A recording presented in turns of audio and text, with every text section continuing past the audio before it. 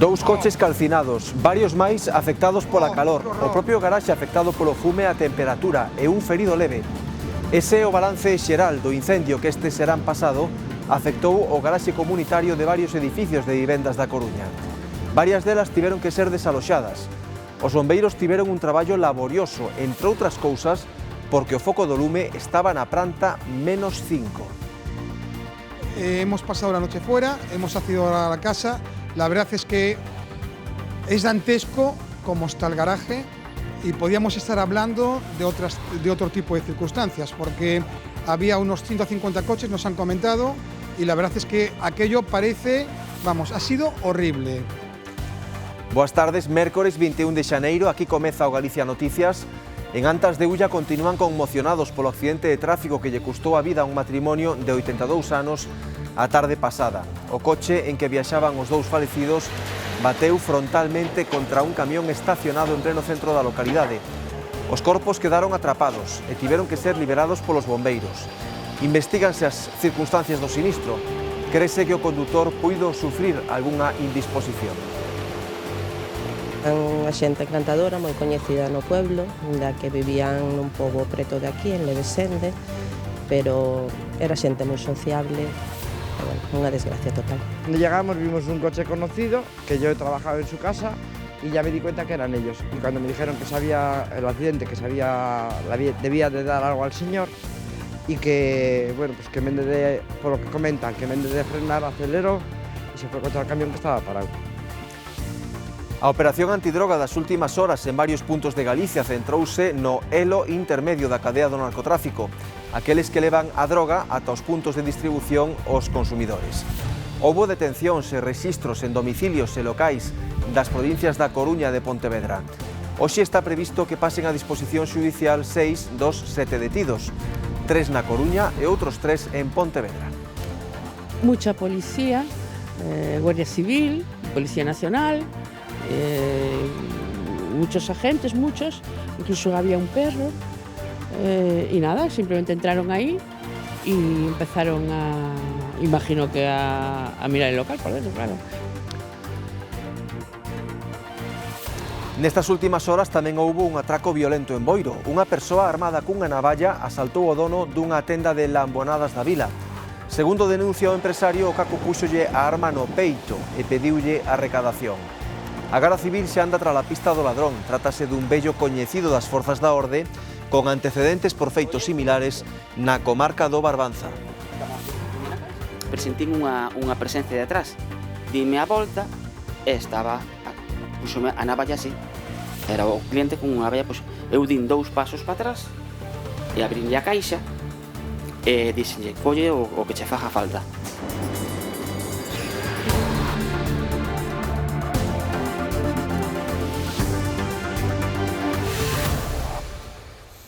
As estradas de Lugo cobraron 2 novas vítimas mortais nas últimas horas. Un matrimonio de Antas de Ulla que faleceu ao bater o seu coche contra un camión que estaba estacionado no centro da vila. Con eles, son 6 as vítimas mortais en accidentes de tráfico no que vai de ano na provincia, 4 delas na mesma semana.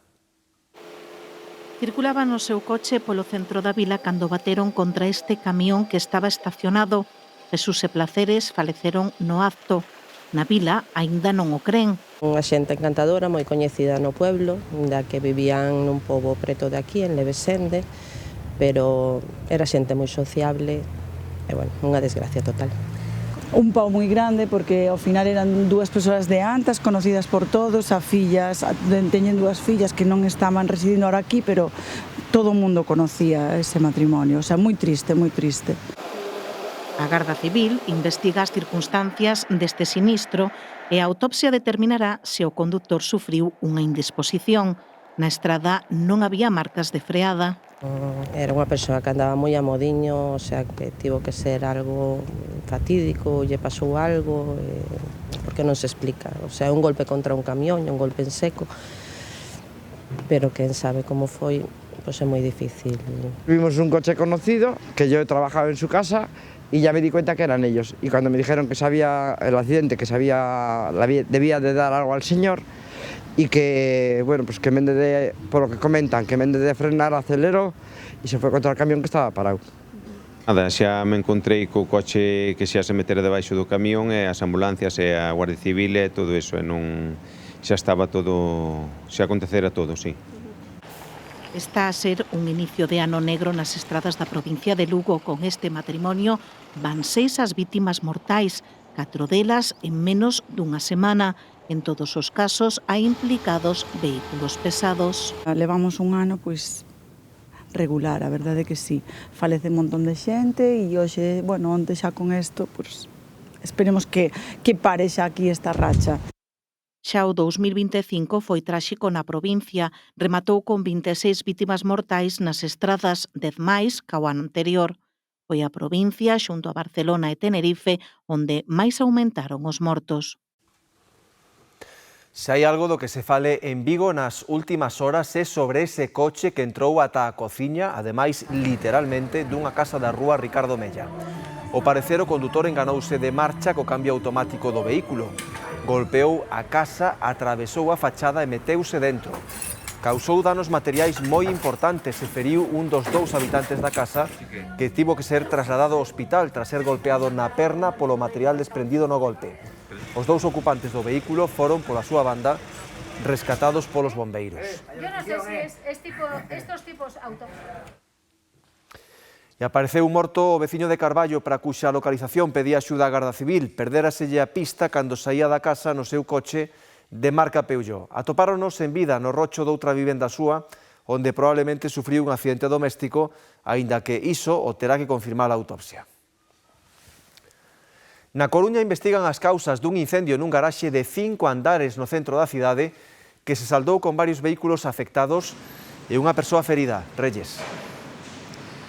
Si, o lume que se orixinou no andar -5 por causas que aínda se están a investigar calcinou 2 vehículos polo menos e varios máis resultaron danados pola calor. A máis, ese nivel, o -5, que é o último, tamén resultou seriamente afectado por gases e fumes do incendio, un incendio que se orixinou contra as 10 - 10 da noite pasada e hoxe os veciños contábannos que aquí se viviron momentos de moita tensión. Foron eles os que o notaron unha densa fumareda e tamén un forte cheiro a queimado, alertaron o 112. Un deles tivo que ser trasladado a un centro hospitalario por unha intoxicación leve por inhalación de fume.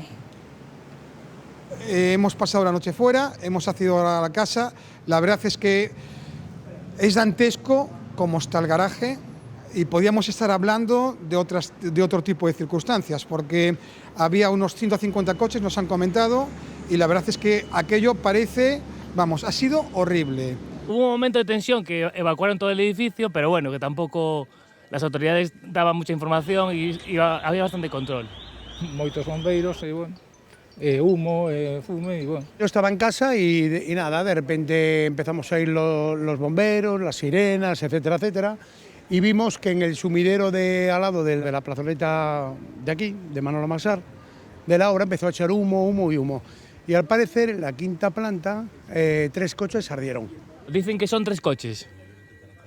3 coches y en la esquina. Así describen os veciños como viviron eses momentos tras orixinarse un incendio no andar -5 deste garaxe da rúa Pérez Cepeda a carón de Riazor. Esta mañá eran moitos os que se achegaban a mirar o estado dos seus vehículos. Ahora venimos a ver que si están afectados e non sabemos nada todavía. Sí, eu teño un coche eléctrico e estou esperando noticias. -4. Está afectado? Voy a ver. A media mañá acudían ao lugar os bombeiros. Pouco despois facíao a Policía Científica para coller pegadas e poder así esclarecer que foi o que pasou. Había unos 150 coches, nos han comentado, y la verdad es que aquello parece, vamos, ha sido horrible. Estamos preocupados porque esto hay que hacer una reflexión sosegada sobre lo que ha ocurrido aquí. Nos ha sorprendido que solamente sonara la alarma de Eroski. No han sonido ningún tipo de alarma. Entonces, eso tenemos que hacer una valoración de la seguridad del edificio. Tenemos que buscar los motivos por los cuales se ha producido esto y, sobre todo, que no vuelva a ocurrir. Case a totalidade dos veciños regresaron ás súas casas contra a medianoite. Un deles tivo que ser trasladado en ambulancia a un centro hospitalario tras sufrir unha intoxicación leve por inhalación de fume. Agora toca avaliar danos e afanarse coa limpeza para poder recuperar a normalidade. cans de caza tampouco se libran dos ataques do lobo. Na zona norte de Santiago, o lobo matou 3 nos últimos días e os cazadores din que van suspender as batidas e os adestramentos dos seus animais para evitar máis baixas. Asiña lles contamos máis, aquí, no Galicia Noticias.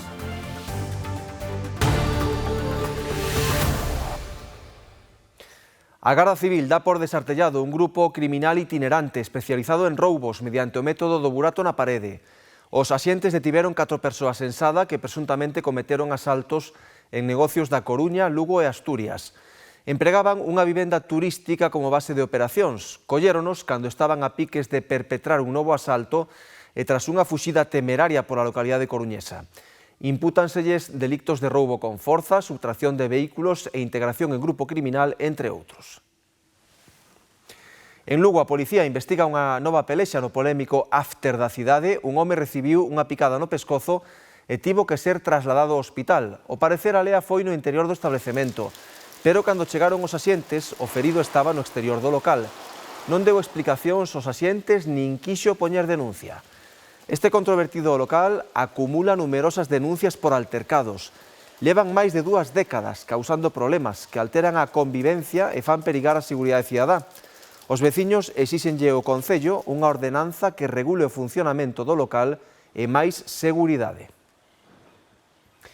Un home armado cunha navalla asaltou o dono dunha tenda de lambonadas situada en pleno centro de Boiro. Pouco antes de pechar o negocio, atracou o propietario a punta de navalla para levar o que había na caixa. A Garda Civil xa anda tras a pista do ladrón, un vello coñecido das forzas da orde, con antecedentes por feitos similares na comarca. Estaba a piques de pechar o seu negocio cando Chico, o propietario desta tenda de lambonadas situada en pleno centro de Boiro, recibía a visita dun home que entrou para facer unha compra.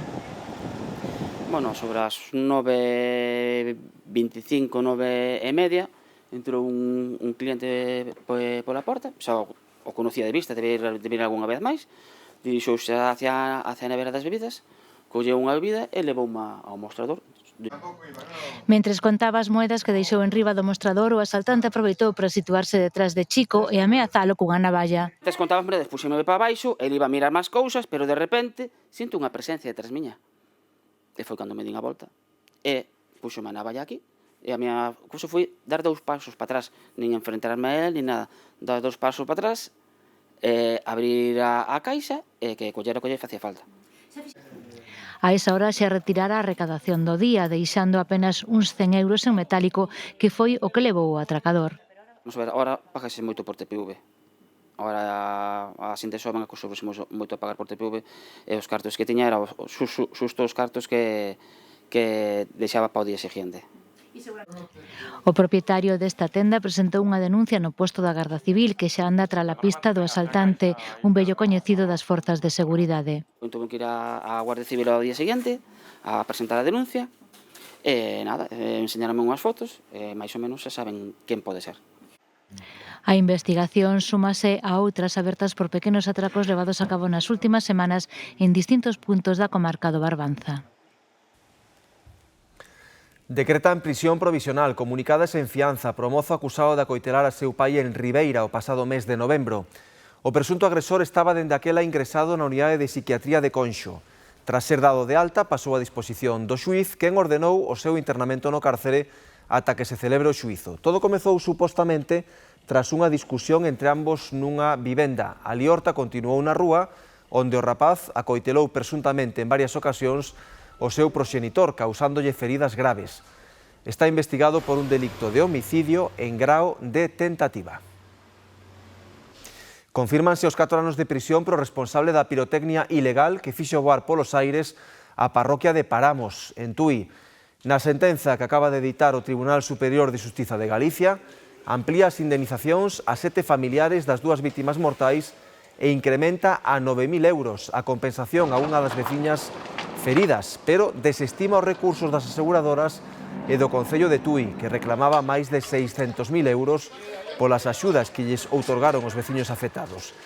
A explosión ocorreu en 2018, causou 2 mortes, máis dunha trintena de feridos e danos en medio cento de edificacións e vehículos. As mulleres afectadas polo caso da Maruxaina van recorrer o arquivo da causa. Hai unha semana, o xulgado de Viveiro ditaba o sobresemento provisional o non poder identificar os culpables de publicar en páxinas eróticas os vídeos de mulleres ouriñando na rúa durante a festa da Maruxaina. Pero a Asociación de Mulleres en Igualdade, BUMEI, presentou un recurso de apelación. Aseguran que van chegar ata o final.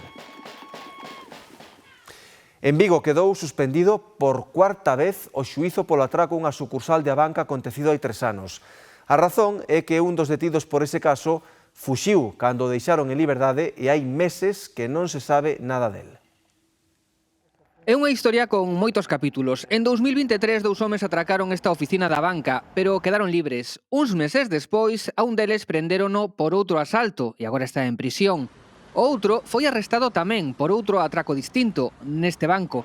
Ali levaran o maior botín das últimas décadas en Vigo, 300.000 euros. Pero como ese caso está atascado, el acabou por sair en liberdade provisional e fuxiu. El saliu de prisión en julio, me parece, do ano pasado, e desde esa fecha pois xa non tuvemos máis conocimiento de onde se ubica, onde está domiciliado.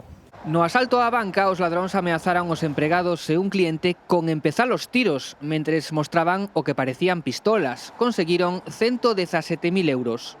Os asaltantes actuaron rápido, en poucos minutos marcharon da sucursal co botín. Ademais, para fuxiren, exixíronlle ao director da oficina as chaves do seu coche, un BMW que estaba aparcado aquí na avenida de Martínez Garrido e que utilizaron para escapar. Os dous acusados son veteranos delincuentes coñecidos pola policía no sur de Galicia. Neste caso, piden para eles 5 anos de prisión. Lógicamente que se presente, posto que non ten sentido moito, dado que a petición que se está facendo está por debaixo dos 5 anos que se podría conseguir, e podíamos acollernos a suspensión de ejecución, neste caso, cos características que ten esta persoa.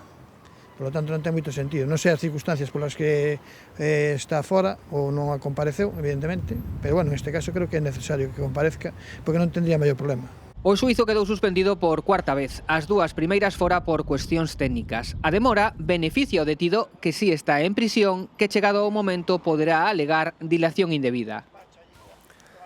Golpe a redes de distribución de cocaína con rexistros e detidos en varios puntos das provincias da Coruña e Pontevedra. Hoxe pasan a disposición xudicial os 6 arrestados. Supónse que forman parte dun mesmo grupo criminal que se encargaría de distribuir a droga ata os puntos de venda. Rexistros na Coruña nun local que foi zapatería deportiva pero que leva un tempo baleiro nunha rúa en pleno centro da cidade. Mucha policía, Guardia Civil e Policía Nacional, muchos agentes, incluso había un perro. Trajeron a una persona que estaba completamente tapada y yo imagino que esposada porque iba con las manos así hacia adelante. Fue muy rápido porque yo creo que en 1 hora ya estaba liquidado. E de maneira coordinada, rexistros tamén en Arteixo, onde supostamente se interviñeron 2 coches marcados para a distribución da droga, e tamén no sur. O centro de compra é o Salnés. Casi todos os grupos, organizacións, a gran maioría, veñen aquí a zona do Salnés a proverse de sustancias. En Pontevedra houve redada nun chaledo rural e nun adosado dunha urbanización de luxo da Caíra, en Poio, unha zona con vistas privilexiadas. Ali detiveron un vello coñecido das unidades da loita contra as drogas, un home que, segundo a veciñanza, vivía todo trapo e que xa caerá ao menos en 2 operacións anteriores relacionado tamén con alixos de cocaína que chegan a Galicia por mar. É unha práctica habitual, segundo nos contaban recentemente, na Udico de Pontevedra. Aquí entra por Galicia o que fan as organizacións galegas, en moitos casos, é cobrar o seu traballo moitas veces en especie, quedándose como a parte desas sustancias estupefacentes e despois distribuyen pois por Galicia. En total 7 detidos, 4 na provincia da Coruña e 3 na de Pontevedra e 3 kilogramos de cocaína requisados, unha cantidade que parece pequena pero de grande importancia na loita contra os narcos. O noso principal interese sempre é tratar de desarticular esas organizacións. A operación segue aberta, pero a xuíza acaba de mandar a prisión aos 4 detidos na provincia da Coruña, un deles xa o domingo. Os 3 arrestados en Pontevedra declararán ao longo do día. Xa lles contamos que estes días a Garda Civil interveu máis de 4.000 bebidas enerxéticas nun almacén de Sanxenxo por irregularidades na súa etiquetaxe. Segundo a Patrulla Fiscal de Fronteiras, que é a responsable destas inspeccións, isto adoita correr cando en épocas de gran demanda de certos produtos os distribuidores non logran abastecerse no mercado nacional. Calquera produto alimentario que merquemos ten que especificar de maneira clara cales son os seus ingredientes. Pero isto non sempre é o caso, como comprobou estes días a Patrulla Fiscal de Fronteiras da Garda Civil nun almacén de distribución de Sanxenxo. Neste caso en concreto, encontramos unhas bebidas enerxéticas de marca moi coñecida, que a rotulación do envase non ven en ningún idioma que podamos comprender aquí en España, concretamente en Galicia, nin en castelán, nin en galego. Iso levou á intervención do lote das máis de 4.000 bebidas enerxéticas que incumprían a normativa de etiquetaxe en canto a ingredientes e indicacións de consumo. O consumidor queda completamente desamparado porque non sabe, debido ao idioma que ven nos envases, non sabe o que está consumindo. Entón, o que facemos, ese produto trátase como inseguro a efectos sanitarios e retirámoslo do comercio. Estamos falando de bebidas enerxéticas que sempre veñen con azúcares, con taurina, con outros elementos que non a toda a poboación lle ten que sentar ben. Segundo a Patrulla Fiscal, este tipo de infraccións adoitan producirse en épocas de alta demanda para este tipo de produtos, como os períodos festivos de Nadal ou verán. O canal nacional do que se surten para ese tipo de envase que veña con toda a rotulación que ten que ser, non é suficiente e teñen que ir a un segundo canal a outras distribuidoras que lle aporten esas bebidas que necesitan, pero claro, sin cumplir esos requisitos que poden ser ben sanitarios ou ben de consumo. A sanción por estes feitos pode chegar aos 5.000 euros. O máis importante aquí non é a actividade sancionadora, senón a seguridade do consumidor en sí. A presenza de lobos cada vez máis preto das casas preocupa a veciños e cazadores da zona norte de Santiago. Nos últimos días mataron 3 cans. Ante esta situación, os cazadores do Tecor Castromaior a Gracia decidiron suspender as batidas de raposo e tamén os adestramentos dos seus animais. Neste caso non foi un lobo solo, tuveron que ser como un mínimo 2, porque os 2 cans apareceron un neste lugar e outro pois aproximadamente aos 40 metros de aquí. E iso, claro, cando un lobo ataca a un can, os outros marchan. Luís volve por primeira vez ao lugar onde os lobos mataron 2 cans do grupo de cazadores cos que saíra este domingo.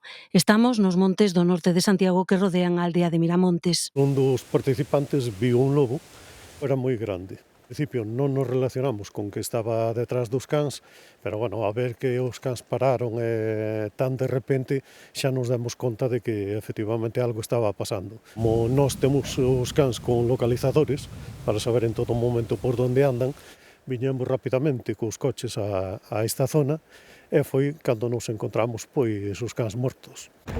Hai son unhas semanas un can seu tamén foi vítima do ataque dos lobos. A situación preocupa aos cazadores e tamén a trintena de veciños que viven no lugar. Pois estamos a menos de 50 metros das casas e sabemos que o lobo anda por aquí, o lobo ou lobos, pero nunca matou tan cerca das casas. Normalmente había ataques ou os veíamos ao lado de unha canteira que hai aquí cerca, pero nunca tan cerca das casas. Aquí hai un compañero que molle 5 cans, que molle 5 cans un día cazando aí no polígono do Tambre. Ainda hai moito, non habrá medio ano, ainda gravaron 2 ali na gasolinera de Brins. Xosé Antonio teme pola súa explotación de bois. Aquí estes animales, que tamén, digamos, a parte que salta aquí o lobo que os comen todo. Temos 2 mastíns aí, pero é un problema, iso vale unha pasta. Polo momento, os cazadores do Tecor Castromaior a Gracia suspenderon as batidas do raposo e os adestramentos ante o temor a perder máis animais e reclaman que as administracións tomen medidas.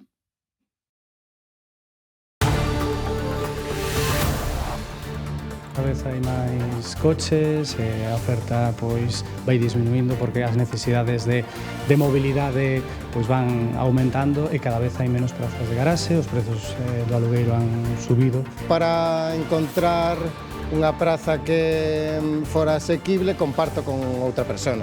Tengo unha persona que ten turno de tarde ou como teño turno de mañán.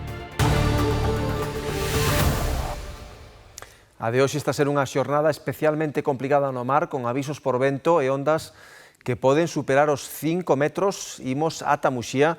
Xoel, cal é a situación arestora nesa zona de litoral na que estás ti? Pois situación complicada, Raúl, como podes comprobar as miñas costas por esa forte ondaxe. De feito, a EMET mantén activado aquí no litoral da Coruña, tamén na Mariña Lucense, un aviso de nivel laranxa por mar combinada do noroeste, con ventos que chegan a ser de forza 7, refachos que, por exemplo, hoxe en Cedeira superaron os 140 km por hora ás 12 deste pasado mediodía. A situación vai se complicar durante as vindeiras horas, porque ese aviso laranxa vai se estender tamén a provincia de Pontevedra, e xa cara ás 9 da noite activarase unha alerta vermella por ondas que aquí no litoral da Coruña van poder superar os 9 metros de altura. Situación que, como dicimos, se vai a seguir complicando tamén durante as próximas xornadas coa chegada da borrasca Ingrid. E o xoves vai chegar a 9ª borrasca de grande impacto da temporada, Ingrid, que vai deixar chuvia sobre todo a partir do mediodía, con avisos na metade occidental, tamén moito vento, pero xa vos adianto que o peor chegará o venres, coa incursión de aire frío, baixada das temperaturas, precipitacións en forma de neve en cotas relativamente baixas, a cota entre os 400 e os 600 metros, o que vai provocar que todo o interior de Galicia estea en aviso por nevaradas, con especial incidencia, xa se poden imaginar, nas zonas de montaña do leste de Lugo e Ourense, onde o aviso será de nivel laranxa, pero non vai ser a única complicación que vai traer esta borrasca Ingrid pro venres, xa que a medida que vai avanzando o día, todo o litoral galego, todo o litoral galego vai estar en aviso extremo, en aviso máximo, por mor das ondas que arrastra o mar de fondo e tamén por mor do vento. Por lo tanto, moitísima precaución para as próximas xornadas.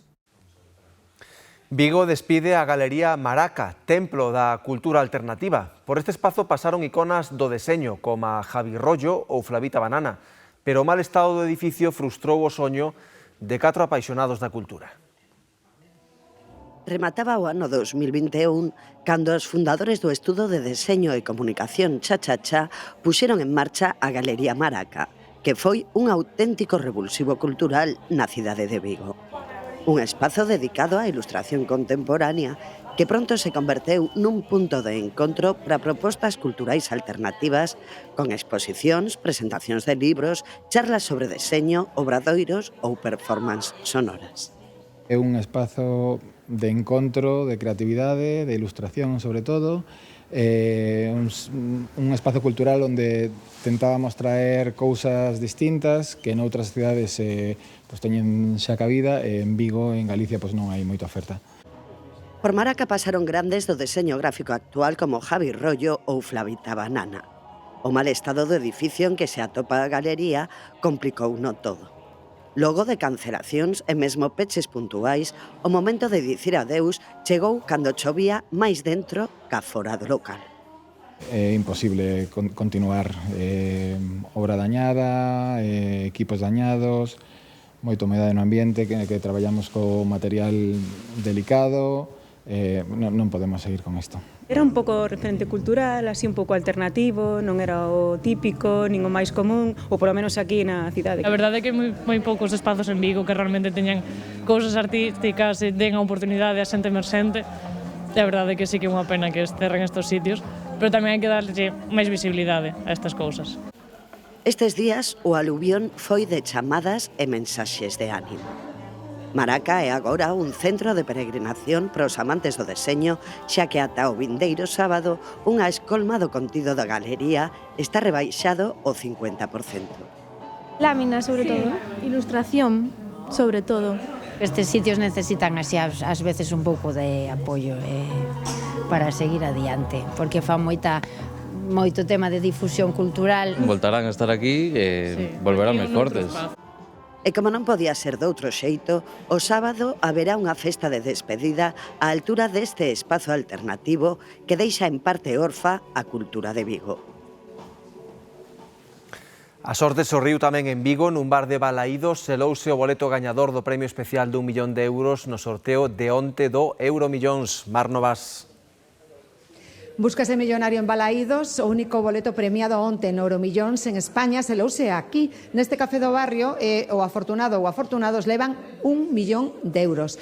No Loreda non saben quen pode ser máis alá de rumores, pero o sorriso dos propietarios e clientes que nos imos topando pois non nos dá pistas, si mesmo pode estar aquí agora mesmo, moi preto. A mañá gris e morriñenta coa que amenceron os traballadores e clientes deste bar de Vigo, o Loreda, contrasta coa noticia que agochaba tras as paredes. Eu entreime esta mañán, cando me despertei, tiña o móvil a tope, xa de loterías, veciños, clientes, e non me podía creer, a verdad, unha sorpresa moi grande. Aquí selouse o boleto premiado cun millón de euros no último sorteo de Euromillóns. Foi unha aposta semanal. Dan por feito que lle tocou a alguén do barrio, porque do barrio son o 95% dos clientes. É moi ilusionada de que caera no barrio e facer feliz a alguén, porque isto cambia a vida un pouco. É moito diñeiro, entón eu creo que non dará cara, non o sei, o sea, temos que ver. Pero é temprano e de momento moi contenta de haber repartido ilusión. Non damos co afortunado ou afortunada, pero sí con voluntariosos candidatos. Xa me gustaría que me tocara a min. E se foras o millonario, diríalo ou non? Sí, porque non? Non hai problema. Todos os males foran eses. Eu, polo momento, non. Desta non foi? Desta parece ser que non, pero bueno, me alegro que fora xente daqui do barrio. Pola retranca e os sorrisos sospeitamos que saben quen é, pero ninguén o recoñece abertamente. Hai veciños que xa saben quen é. Que disfrute. Sei que por a zona de aquí e tal, pero non sei quen é, non. O que lles quedou claro é que a sorte está ás veces máis preto do que parece. Sempre é algo lonxe, non? Que dicimos, eso non vai pasar aquí, e mira, pois sí que pasa. Veciños do barrio de Freixeiro, en Narón, denuncian a presenza de ratas de gran tamaño preto das súas vivendas. Pídenlle ao Concello que intensifique os labores de limpeza na zona para evitar a proliferación dos roedores. Acompañamos a Rafael, veciño que pon voz a outros que, como el, residen nas chamadas vivendas sociais de Amenadás, no barrio de Freixeiro, en Narón. Denuncian a presencia de ratas a carón das casas onde viven 55 familias. No tempo que pasamos con el non chegamos a ver ningunha, pero conta... Os ratos veñen pa a calle, a ver se encontran comida. Entonces hai ratos pola calle, non se inmutan de nada, son ratos como gatos, uns 30 centímetros, van andando pola acera adiante como se fora un perro máis ou un gato. Ten máis medo un gato co rato. Di que chegan mesmo a entrar polos sumidoiros. Apunta esta leira como un dos posibles focos que dá orixe á presenza de ratas no lugar. A parcela está situada a carón do poboado de Freixeiro e a escasos metros das vivendas. Nela acumúlase o lixo. Eu penso que é municipal. Entonces, oye, pero tanto por un lado como por outro. E viñeron uns tractores aí limpiando, limpiaron todo eso, pero aí quedou, como se ve, está todo moi mal. Moi mal, porque, oye, siga habendo ratos, siga habendo cousas. Tamén se queixan da falta de limpeza de outras leiras lindeiras que están a monte. E ao frente é de particulares. De feito, uns limpian e outros non. E por iso reclaman maior limpeza. Pedimos limpeza aí, mas o monte que é ao lado. É que pedimos limpeza, que aquí limpiar nada. Aquí teñenos abandonar, parecemos, estamos no siglo XXI, que non estamos no 2000. Este queremos limpeza.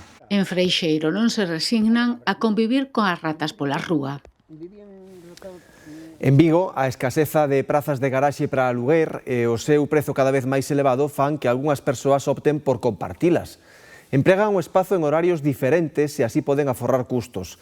Iso sí, é un acordo verbal entre particulares que non está regulado, o que ás veces pode xerar problemas. Conseguir alugar unha praza de garaxe en Vigo é complicado e caro.